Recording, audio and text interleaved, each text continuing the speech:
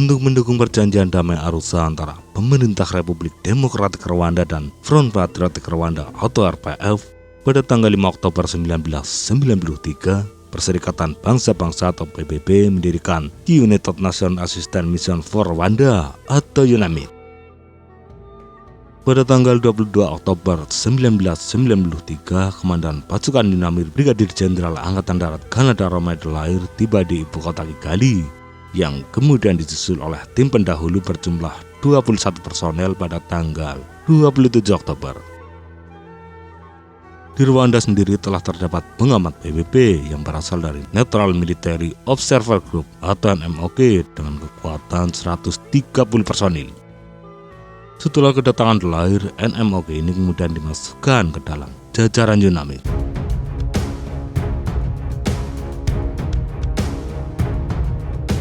Sejak akhir tahun 1993 hingga April 1994, jumlah personel UNAMID adalah 2.548 tentara, dengan kontingen terbesar berasal dari Belgia, yakni 440 prajurit yang dipimpin oleh Kolonel Laksmarsal yang tiba di Kigali pada tanggal 9 Desember 1993.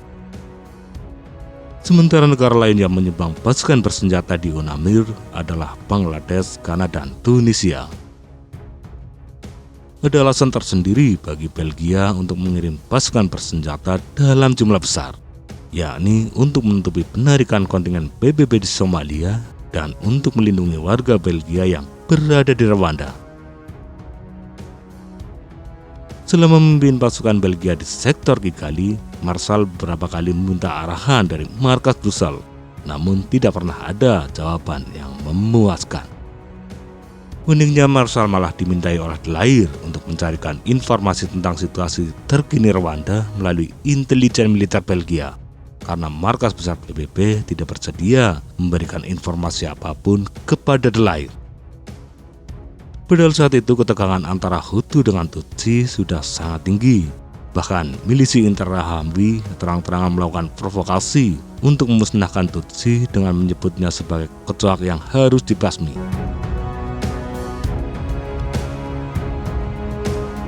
Sekitar pukul 8.30 malam tanggal 6 April 1994, pesawat yang mengangkut 12 orang termasuk Presiden Rwanda Juvenal Habyarimana, Kepala Staf FAR Jenderal Deogratias Nessabimana, dan Presiden Burundi Cyprien Ntaryamira ditembak jatuh dengan rudal ketika mendekati Bandara Kigali, hingga membuat seluruh penumpangnya tewas.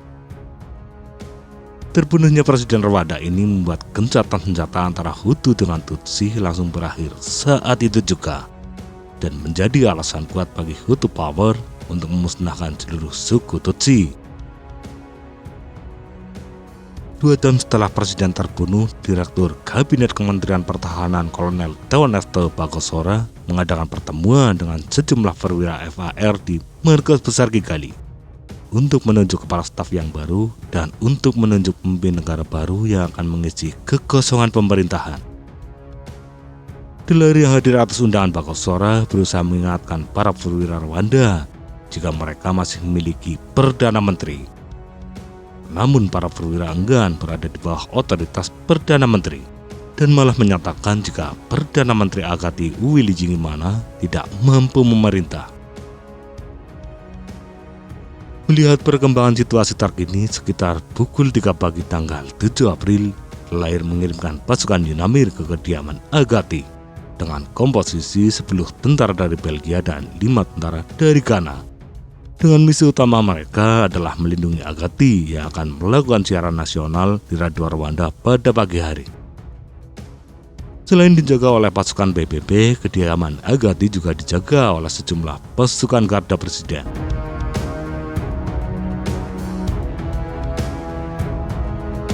Sekitar pukul 7 pagi, pasukan garda presiden yang diperkuat oleh unit dari batalion para komando dan batalion pengintaian mengepung kediaman Agati dan kemudian memaksa pasukan PBB untuk meletakkan senjata. Setelah melucuti pasukan PBB, pasukan Rwanda menerobos masuk ke rumah dan menembak mati Agati beserta suaminya. Sementara anak-anak Agati menyelamatkan diri ke komplek relawan PBB yang kemudian berhasil dievakuasi oleh Kapten Baye, pengamat PBB asal Senegal. Setelah Perdana Menteri tewas, sejumlah tentara Rwanda yang dikomandani oleh Mayor Bernard Ntuyahaka membawa 10 tentara Belgia yang dilucuti menuju kamp militer sekitar 200 meter dari tempat pertemuan Bagosora dengan De Laer semalam. Sementara sisanya 5 tentara Ghana dibawa ke tempat lain. Sesampainya di kamp, 10 tentara Belgia langsung dipukuli tanpa ampun di hadapan Mayor Ntuyahaka dan sejumlah perwira FAR lainnya. Kolonel Laurent Nubaha selaku komandan kamp berusaha mencegah amarah para tentara, namun tidak berhasil.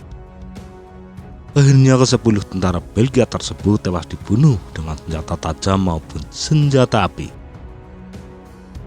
Kemarahan tentara Rwanda terhadap tentara Belgia disebabkan karena Ntuyahaka memberikan informasi menyesatkan yang menyebutkan jika tentara Belgia terlibat dalam pembunuhan presiden.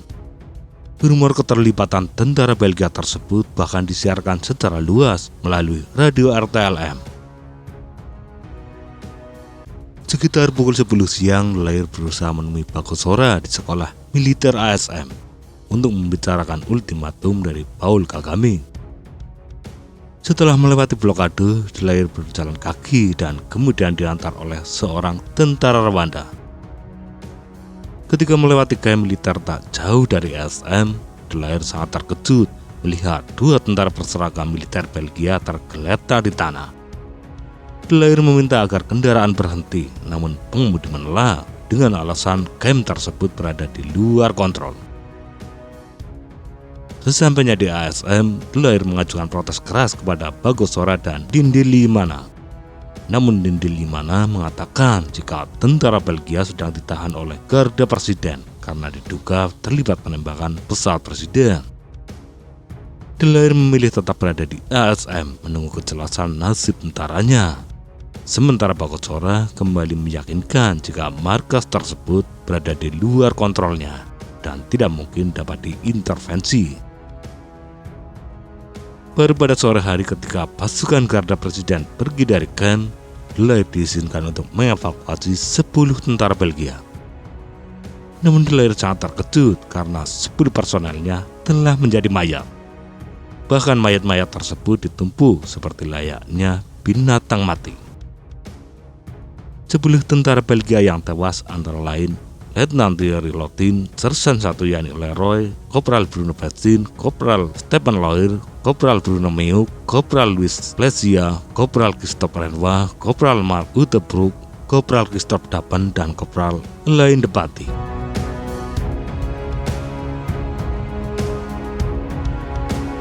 Akibat pembunuhan 10 tentaranya, pasukan Belgia di Kigali dilanda dilema dan meninggalkan pos-pos mereka untuk menyelamatkan warga asal Belgia.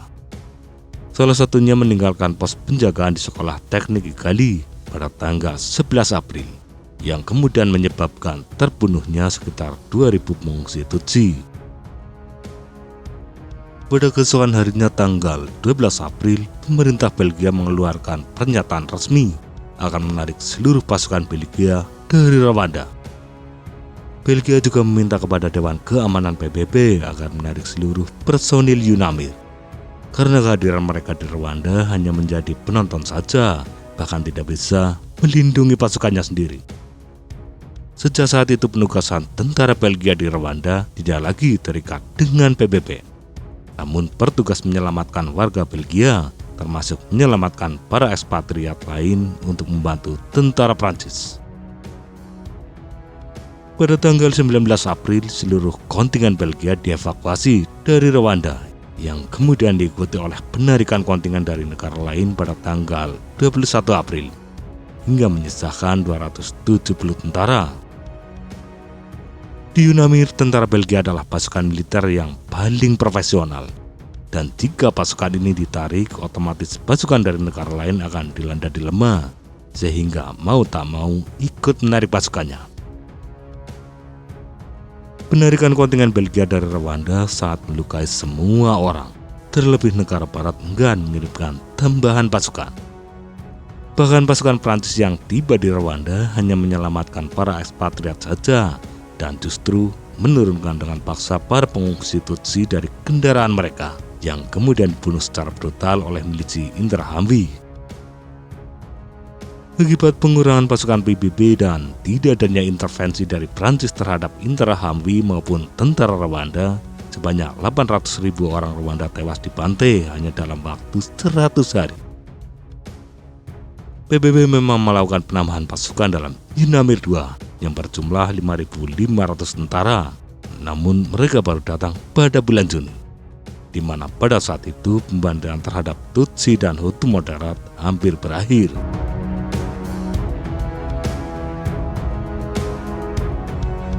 Setelah Paul Kagame dan RPF menguasai Rwanda sepenuhnya pada tahun 1997, dimulailah pengadilan terhadap genosida Rwanda serta pembunuhan terhadap 10 prajurit asal Belgia.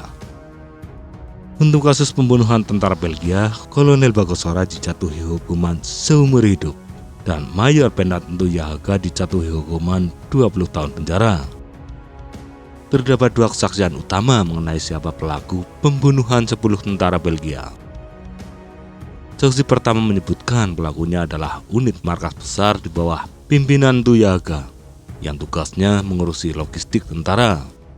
Dan saksi kedua menyebutkan pelakunya adalah tentara dari unit campuran, termasuk Garda Presiden. Menurut saksi, tidak ada seorang pun yang bisa mencegah pembunuhan tentara Belgia, karena akan langsung dianggap musuh oleh para tentara yang berada di kamp. Keterlibatan Ntuyahaka saat itu adalah menghentikan kendaraan di kediaman Agati dan bersedia mengangkut personil Belgia menuju kamp Kigali, hingga kemudian diambil alih oleh tentara di kamp tersebut. Bahkan Ntuyahaka tidak pernah ditangkap, karena ia sendiri yang terbang ke Belgia untuk minta diadili. Sementara itu, Kolonel Marshal dihadiri dalam pengadilan militer dan dituduh melakukan kelalaian dalam tugas, namun kemudian dinyatakan tidak bersalah. Pengadilan militer ini membuat marah banyak tentara Belgia, hingga membuat seorang tentara Belgia yang pernah bertugas di Korea mengembalikan penghargaan dari PBB kepada pemerintah Belgia. Lalu Letnan Jenderal Romeo Dallaire juga dikutuk oleh Senat Belgia karena mengirim tentara Belgia dalam jumlah sedikit. Dallaire juga dikritik karena tidak melakukan komunikasi dengan markas PBB ketika pertama kali melihat 2 tentara Belgia tewas, termasuk tidak memberikan instruksi lebih lanjut kepada pasukannya. Dallaire menolak kritik Belgia dan bahkan sangat menyesalkan kenapa tentara Belgia pergi di saat situasi sedang sangat kritis. Dallaire juga mengingatkan jika ayahnya adalah salah satu tentara Kanada yang ikut berjuang mengusir Jerman dari tanah Belgia.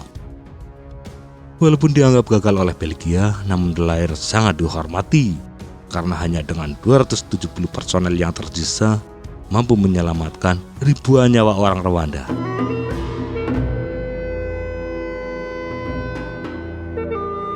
Terbunuhnya 10 tentara Belgia sebenarnya bukanlah kegagalan Dallaire, namun kegagalan markas besar PBB yang tidak mengizinkan Dallaire untuk melakukan suatu tindakan militer. Bahkan pasukan UNAMIR tidak diizinkan menembak dalam keadaan apapun, kecuali ditembaki terlebih dahulu. Itu pun bila keadaan sangat mendesak. Kebencian Hutu terhadap Belgia dan Tutsi juga berasal dari Belgia sendiri, di mana pada saat menjajah Rwanda, pihak kolonial Belgia cenderung mengistimewakan suku Tutsi daripada suku Hutu.